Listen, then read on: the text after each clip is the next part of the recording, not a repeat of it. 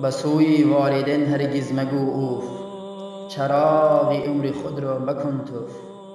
مکن آواز بلندی نزد ایشان، که هستند نزد تو دو روزه مهمان.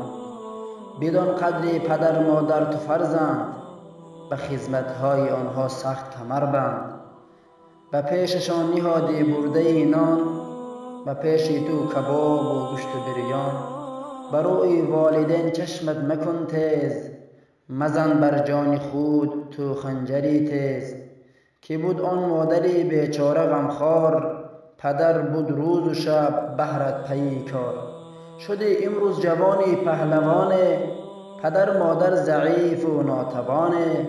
به طفلیت نگهبانی تو بودند، شب و روز از پی نانی تو بودند.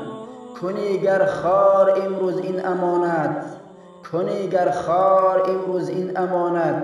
خدا دارد تو را خوار در قیامت. با مادر خویش مهربان باش، آماده خدمتش به جان باش.